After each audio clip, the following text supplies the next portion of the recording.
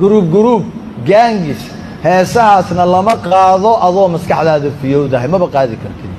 waa inaad khamri cabtaa waa inaad isdurtaa sun iska buuxisaa waa inaad balaayo soo dhuuqdaa adoo faxfax ah oo cirka maraya waa inaad dhahdaa marka haa sidii suugada u macaan tahay macmac balse tani waxaanu aragnaa heesihii Sharmaboy ereya ka mid ah inay soo bandhigayaan culimadii Soomaaliyeed kuwaasi oo sheegaya in ardadii ay fasahaadsan yihiin جروب جانجس heesahaasna lama qaado adoo maskaxdaada fiyowdahay maba qaadi kartid waa inaad khamri cabtaa waa inaad isdurtaa sun iska buuxisaa waa inaad balaayo soo dhuuqdaa adoo faxfax ah oo cirka maraya waa inaad dhahdaa marka haa sidii suugada u macaan tahay macmac sidii suugada u macaan tahay macmac la'ana Allahu al-khamra إلهي لعنتيسو خمرها كدعت وشاربها متكعبها ينا لعنت إلهي كدعت وساقيها متكورابينها ينا لعنت إلهي كدعت kuwani waa culimadii Soomaaliyeed oo aankay ka hadlayay arrinka Sharmaboy waxa ayna sheegayaan heesihiisa qof bini'aadam in aysan sameey karin taasina waxa ay ka dhigantaa horumarka uu gaaray Sharmaboy waxa ay culimadani Soomaaliyeed sheegayaan in ardada aankay ay qaadayaan heesihiisa wallahi dugsi sare oo dhan ayaad arkaysaa oo haday maqlaan waa intay macmacdaas ka maqlaayaan wadaadadooda gabadheeda wadaad gabdhahooda wadaadka ay kuwa kale markayba ruuxday bilaabay macmac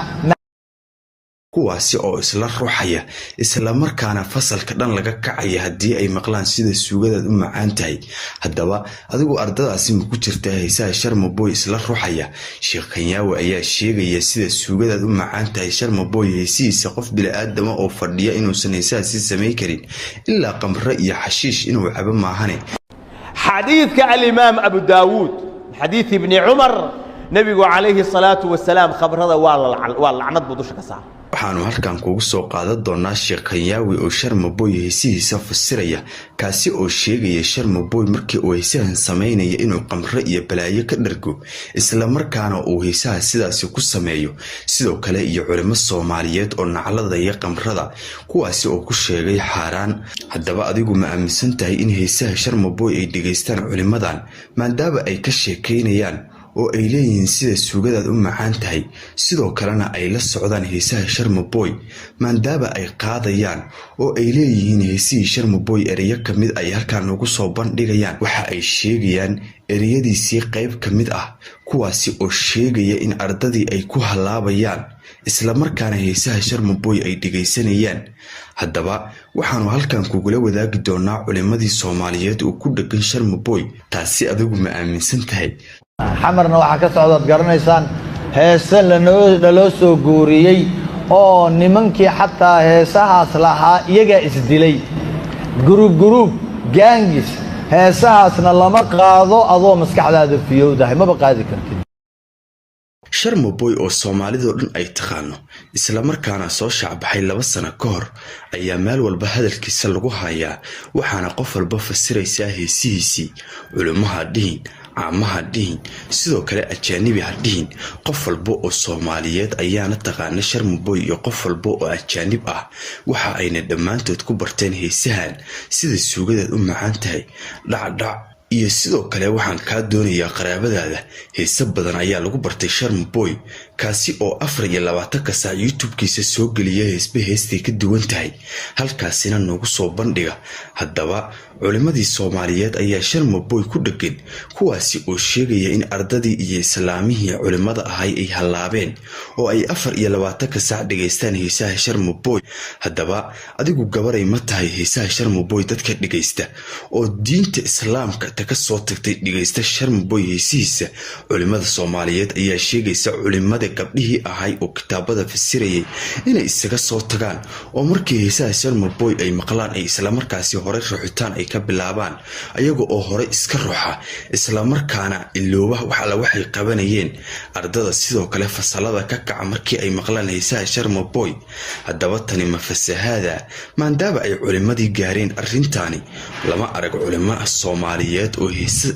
nin fanaan ah fasiraya kuwaasi oo heesihiisii ereyo ka mid ah soo bandhigaya balse tani waxaanu aragnaa heesihii Sharmaboy ereyo ka mid ah inay soo bandhigayaan culimadii Soomaaliyeed kuwaasi oo sheegaya in ardadii ay fasahaadsan yihiin haddaba Sharmaboy ayaanu fariintan u diraynaa oo aanu leenahay Sharmaboy horay u soco balse naga kala yaray oo maadaama culimadii baashu ay gaartay waxaad isku daydaa dhankaasi iyo suugaanta inaad u bedelato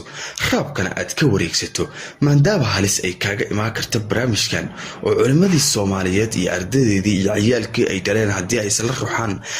heesahaaga ay halis kaaga imaan karto ay dhihi karaan balaaye Allah ku riday kar maxaa noo keenay haddaba tani waa halis culimadii Soomaaliyeed ha ka warqabaan hees kasta oo soo saartana ha dhageystaan taasi waxa ay noqonaysaa la yaab sheekayaawo ma dhageysta heesaha Sharmaboy balse waxa uu ka maqlay meelaha dabcan haddii meel walba waxa ay ka shidan yihiin dhagtaada ayay ku soo dhacayaan oo markii aad meel maraysaba haddii meel walba ay ka shidan yihiin dukaan iyo iskuul iyo meel barxada oo kaste meeshii aad maraysa waxaana dhigta ayay ku soo dhacayaan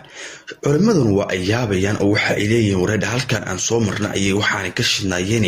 maxay tahay haddana halkaana waa ka shidan yihiin waxaan yaa qaada culimadii waa daba galaynayaan oo waxa ay soo ogaanayaan waxa qofka qaada iyo qaabka uu u sameeyo haddaba sheekayaawi waxa uu sheegayaa erayadan uu ku heesiyay Sharmaboy qof cabsan ama daroogaysan mooyee in uusan qof bili aadam erayadani ku heesi karin haddaba adigu maxaad isleedahay maxaad si ka aaminsan tahay Sharmaboy erayadani in uu sameeyo asagoo oo qof caadi ah iyo inuu asagoo cabsan uu sameeyo haddaba Sharmaboy waxaanu dhihi lahaynay horay u soco balse naga gaagaabi ugu dambeyntii adiguna waxa aad kula tali lahayd ku soo qor Sharmaboy commentiga waxaad dhihi lahayd horay u soco Sharmaboy culimo iyo caamad toona u joojin oo adduunka ruux miyaad dhihi lahaydeen mise waxaad dhihi lahaydeen Sharmaboy